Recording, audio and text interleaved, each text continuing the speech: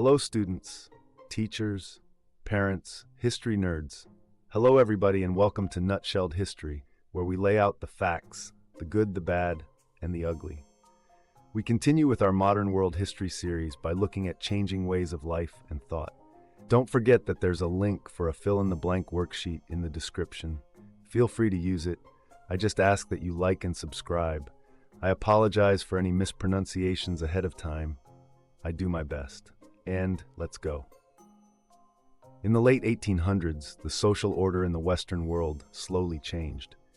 Instead of nobles and peasants, a more complex social structure emerged, made up of three classes. The new upper class included very rich business families, as well as the old nobility. Below this tiny elite were a growing middle class and a struggling lower middle class. Workers and peasants were at the bottom of the social ladder. The middle class developed its own values and way of life, which included a strict code of rules that dictated behavior for every occasion. A cult of domesticity also emerged that idealized women and the home. Demands for women's rights also challenged the traditional social order. Across Europe and the United States, many women campaigned for fairness in marriage, divorce, and property laws. Many women's groups also supported the temperance movement. In the United States, reformers such as Elizabeth Cady Stanton and Sojourner Truth were dedicated to achieving women's suffrage. Industrialized societies recognized the need for a literate workforce. Reformers persuaded many governments to require basic education for all children and to set up public schools.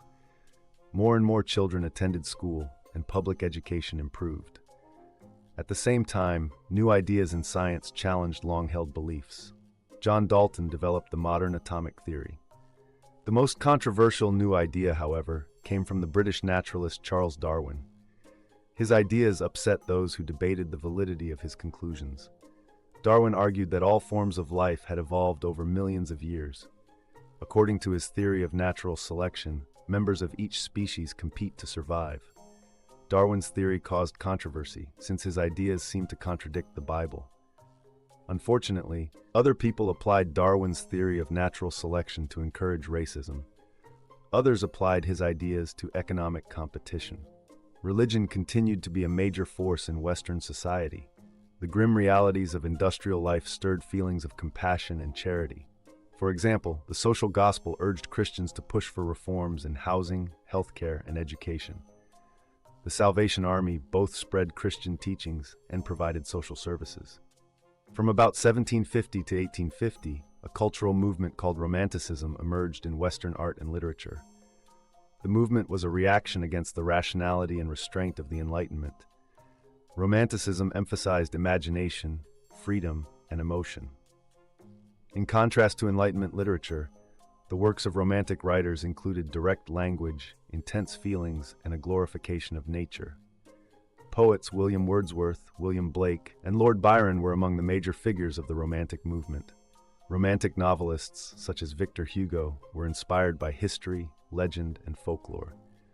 Romantic composers also tried to stir deep emotions. The passionate music of Ludwig van Beethoven conveyed universal themes that transcended his own time and place, themes such as the emotions of love, loss, death, joy, and fear. Painters, too, broke free from the formal styles of the Enlightenment. They sought to capture the beauty and power of nature with bold brushstrokes and colors. By the mid-1800s, another new artistic movement, realism, took hold in the West. Realists sought to represent the world as it was, without romantic sentiment. Their works made people aware of the grim conditions of the industrial age. Many realists wanted to improve the lives of those they depicted. Charles Dickens, for example, vividly portrayed in his novels the lives of slum dwellers and factory workers. Some of his novels shocked middle-class readers with images of poverty, mistreatment of children, and urban crime. Painters such as Gustave Courbet also portrayed the realities of the time. By the 1840s, a new art form, photography, emerged. Louis Daguerre produced some of the first successful photographs. Some artists questioned the effectiveness of realism when a camera could make such exact images. By the 1870s, one group had started a new art movement, Impressionism. Impressionists, such as Claude Monet, sought to capture the first fleeting impression made by a scene or object on the viewer's eye. By concentrating on visual impressions rather than realism, artists created a fresh view of familiar subjects. Later painters, called post-impressionists, developed a variety of styles. Vincent van Gogh, for example, experimented with sharp brush lines and bright colors. Let's color this video with a little recap. In the late 1800s, Western society got a makeover. The simple nobles and peasants setup became a complex mix of rich business families, old nobility, a rule-obsessed middle class, and a struggling lower middle class, with workers and peasants still at the bottom. The middle class, never ones to keep things simple, came up with strict behavior codes and idealized women and home life. Women, tired of the status quo, started demanding rights, led by reformers like Elizabeth Cady Stanton and Sojourner Truth. Factories boomed, creating a need for literate workers, so reformers pushed governments to establish schools, educating more children. Science was also causing a stir. John Dalton introduced atomic theory, while Charles Darwin's evolution theory sparked debates and some unsavory uses for justifying racism and economic competition. Religion remained influential, driving reforms in housing and healthcare through movements like the Social Gospel and the Salvation Army. Art and literature shifted with Romanticism, embracing imagination and emotion. Poets like William Wordsworth and composers like Beethoven focused on intense feelings. By the mid-1800s, realism took over, depicting the harsh realities of industrial life. Writers like Charles Dickens and painters like Gustave Courbet exposed the gritty truth, shocking the middle class. Photography debuted in the 1840s thanks to Louis Daguerre. Artists were initially worried, but by the 1870s, impressionists like Claude Monet captured fleeting moments. Later, post-impressionists like Vincent van Gogh used bold lines and bright colors to keep art vibrant and fresh.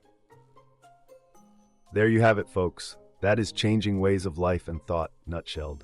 Thank you so much for stopping by Nutshelled History. Leave your impression on those like and subscribe buttons and in the comments down below. I hope to see y'all soon.